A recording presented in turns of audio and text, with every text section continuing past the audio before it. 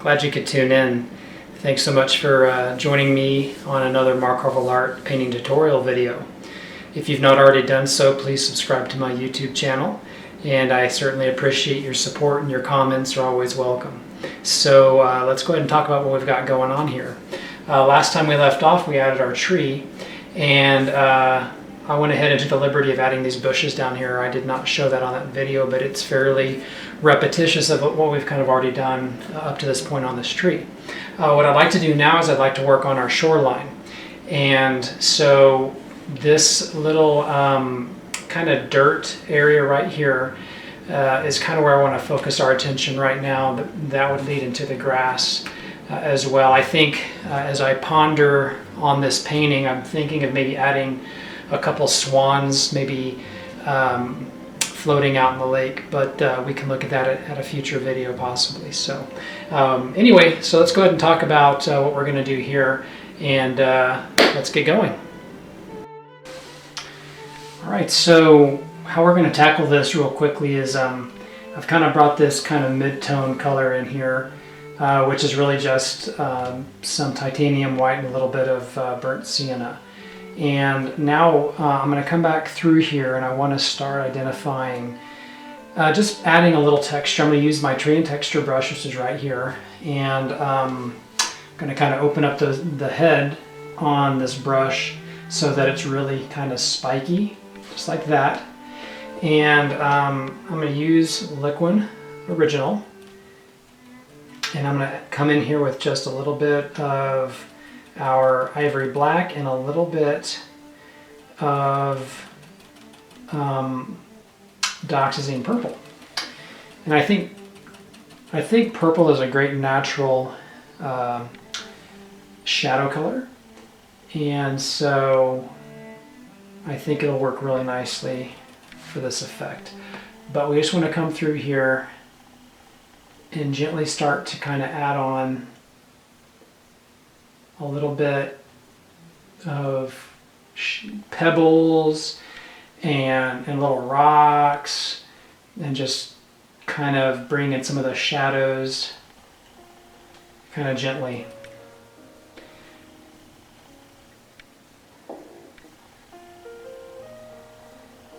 Now this big tree overhang is going to be casting quite a shadow anyway, kind of in this area that we want to make sure to capture. But you just want to go through here and gently stipple on these nice little effects. Now, because we're using Liquid, it keeps this color fairly transparent so that color behind it shows through, and it also kind of picks up that undercolor and kind of slightly adjusts the value of that color.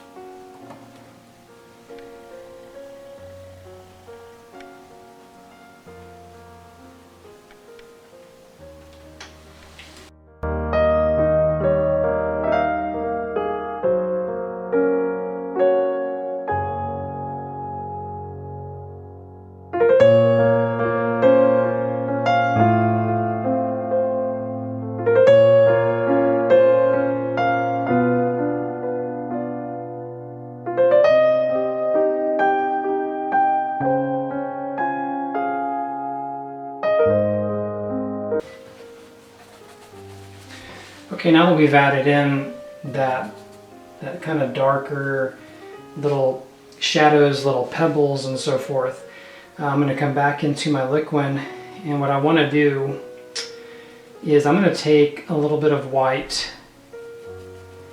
and a little bit of that sienna,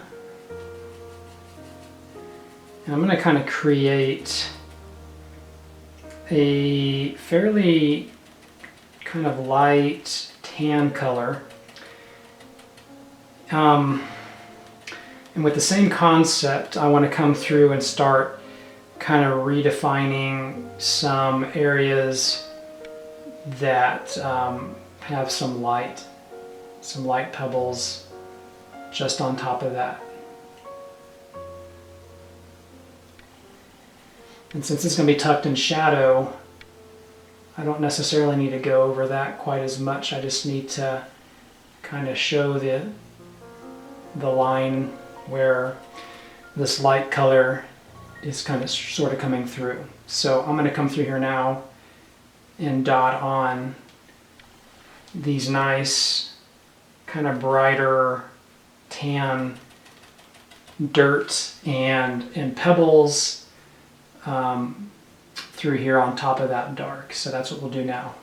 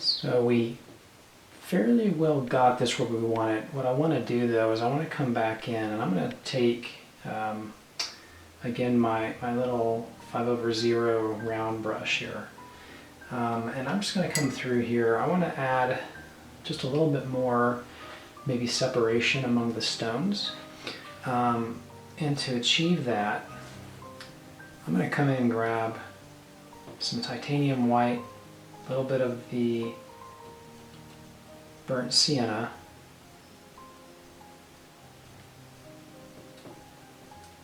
and just maybe just a hint of dioxazine purple to kind of darken that up a bit. So I'll come through here and I'll just find pockets of dark. I'm going to go a little bit darker on that, so I'm going to add just a little bit more purple to that color.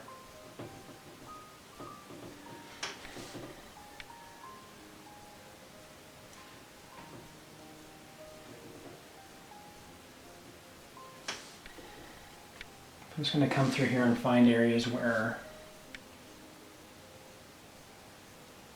I think we're going to be able to just kind of have some of the earth showing through.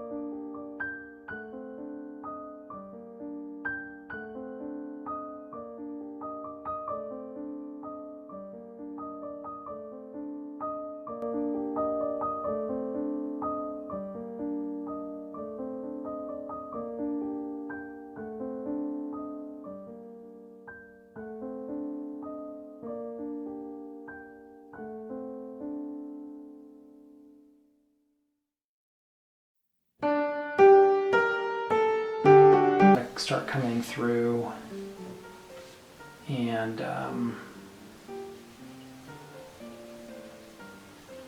start to paint in a little bit of some overhanging grasses.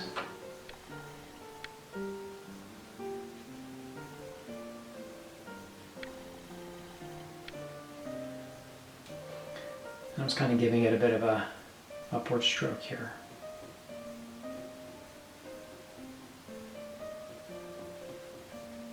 That'll help to kind of push this rocky shore a little bit back into the distance here.